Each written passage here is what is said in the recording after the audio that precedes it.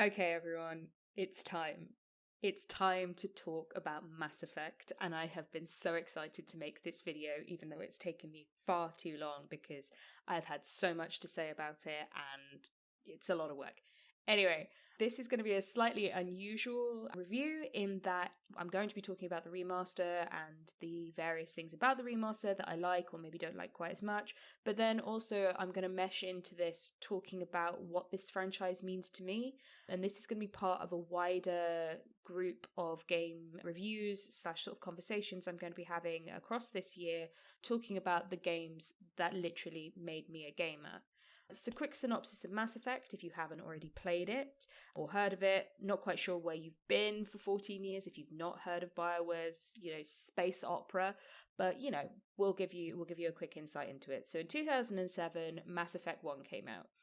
And you play as either the male or female version of the same character, Commander Shepard. You get to design your character, how they look, you get to talk about their background a little bit. There's kind of 3 separate options for where they came from, then what made them into the person they are, what kind of fighter they are as well. So you can be kind of an infiltrator, you could be a bit more, gun-ho, etc., etc.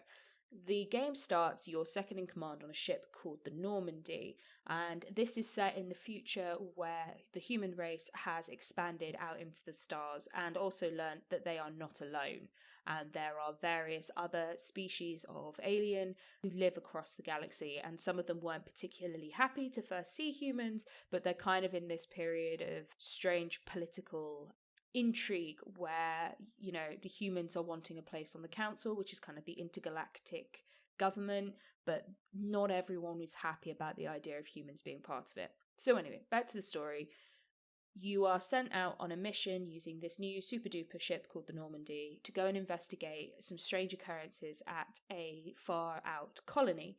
When you get there, it's being attacked by a group called the Geth, which are machines that have an AI that became rogue. And they are trying to get to something that's been uncovered on this planet called the Beacon. And this is leftover technology from an ancient civilization that suddenly disappeared thousands of years ago, and no one's ever been quite sure why.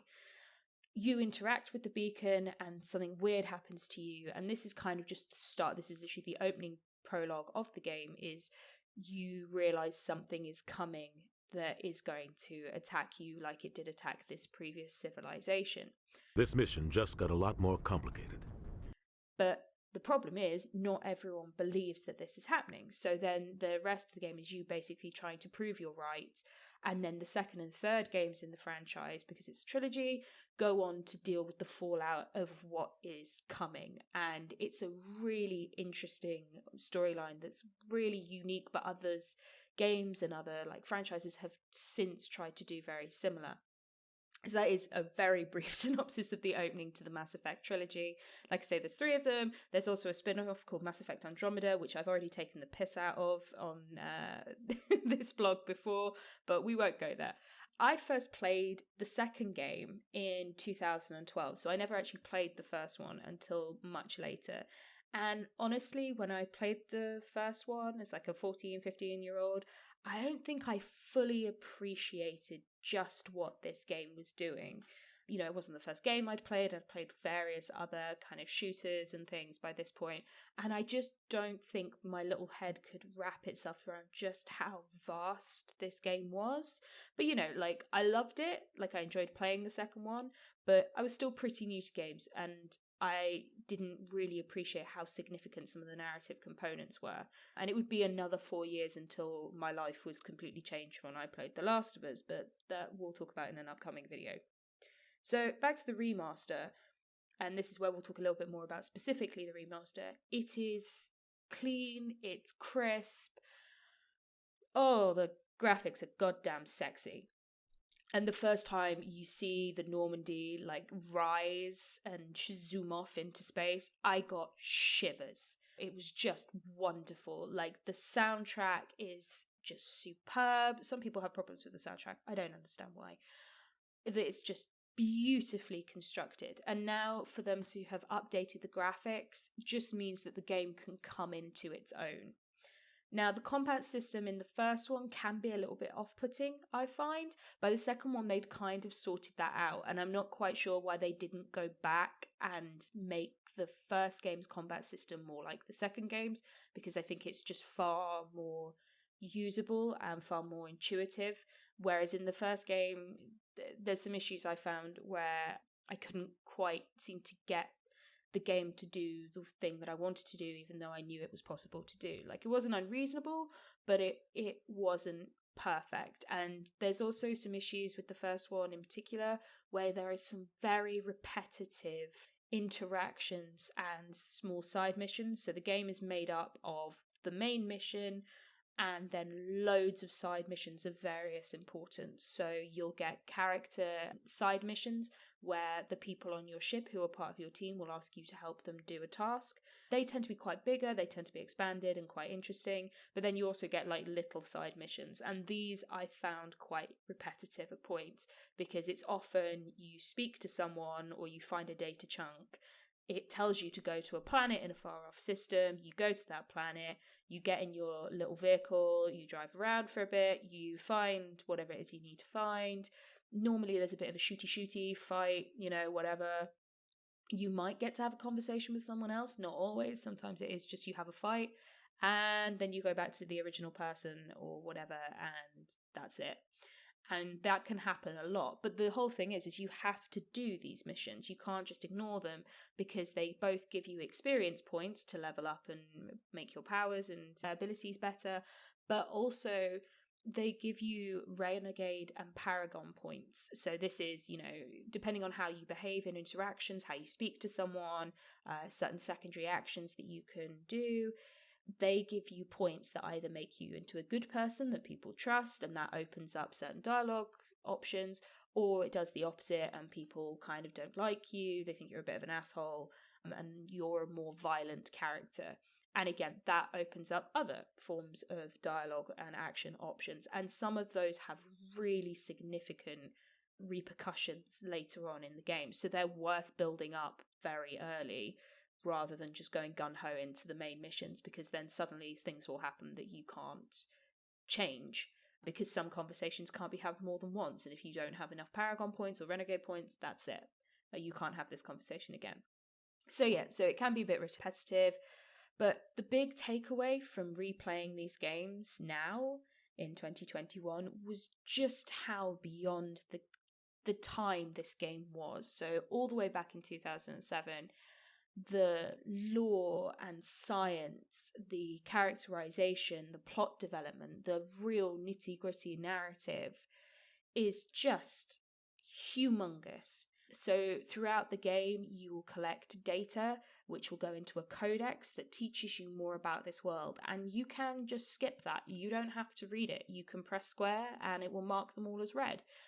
And you miss out on so much when you do that, because someone or a group really went into detail about the game and how the game, or how the world and world's universe worked, and how the mass relays work, which is how you get from place to place across the galaxy and things like that. And there's some really interesting moments in these games. What's also interesting is the characterization does some very interesting things. The closest thing I can come to think about now, if you are a reader, is Becky Chambers' sci-fi series, in that not all of the characters in these games are just, humanoid aliens with scales and still have boobs kind of thing. There's a difference in some of them, and you get some side aliens that aren't necessarily part of your team, but you get to know who are really different. So like the Elcor are this like giant four-legged animal looking alien, but they have a really interesting way of speaking and an interesting way of like dealing with their emotions and things.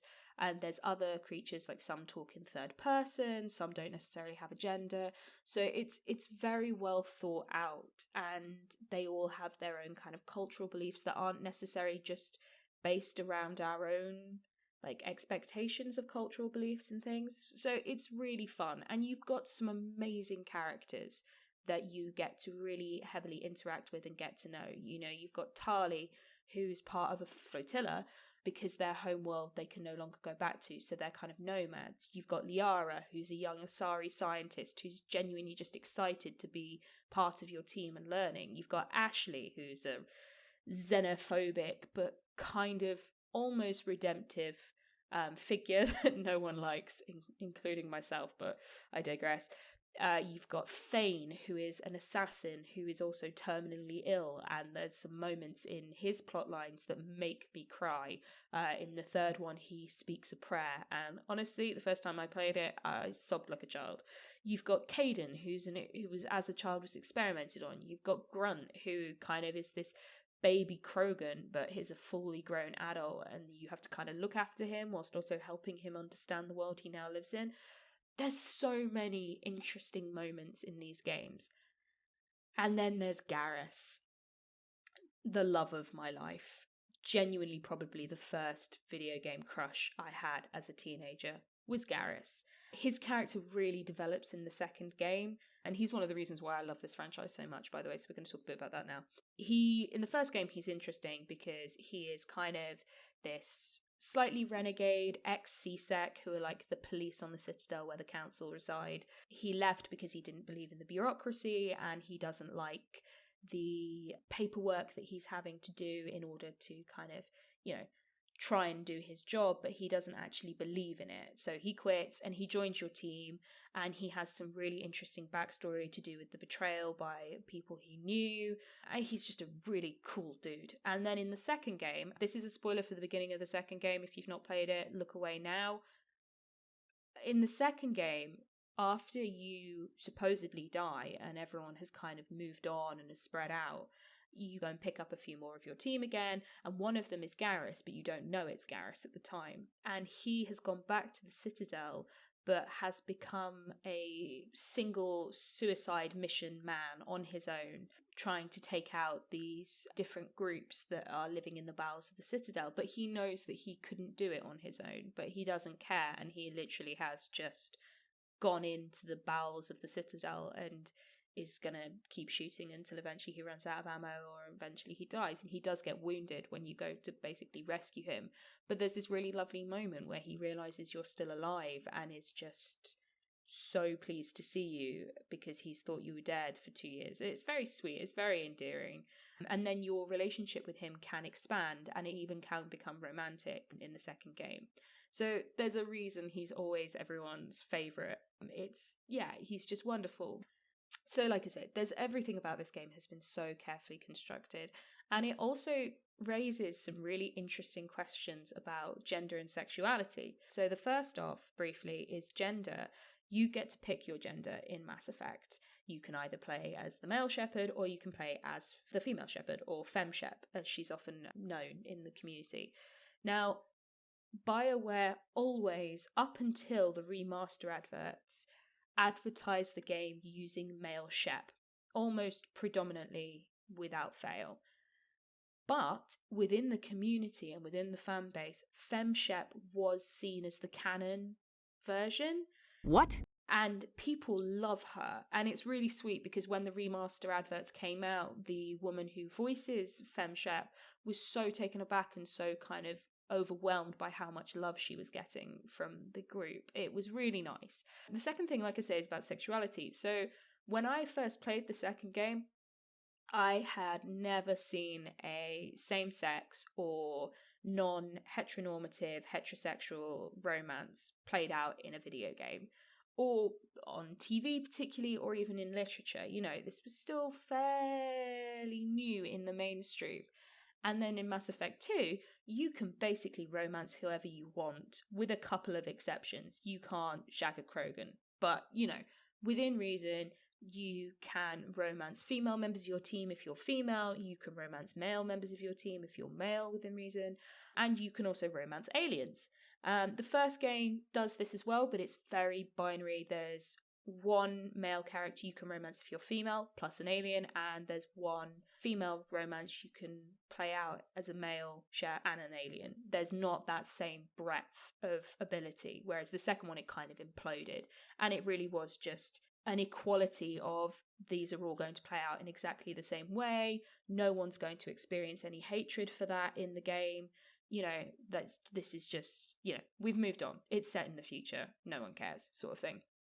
And it's really endearing in places. Now, of course, there is another side to that, in that it then becomes a bit awkward because there's no nuance of experience within those relationships, because they all fan out in exactly the same way. You do the right kinds of dialogue options, you say the right things, you do their side mission, and then, you get to have sex, basically. And they do the classic gaming thing where they look away at the last moment, sort of thing, as you fall onto the bed. Now, this is a little bit awkward because obviously it brings up that thing of, in essence, it's the same thing over and over. It's just the skin of the character that's changing.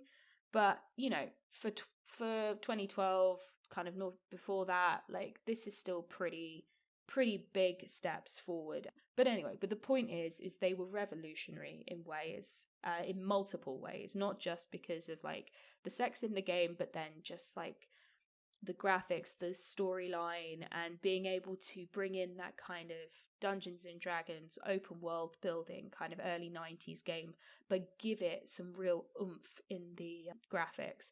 And it's just wonderful, and I will forgive it pretty much all of its sins because I think it's so fantastic. And the remaster is just such a lovely way to return to this game, that franchise that we all love and all know, but also a new generation can play it too. So I thoroughly recommend it. And yeah, go play it. If you've not played it, just go play it. Where have you been?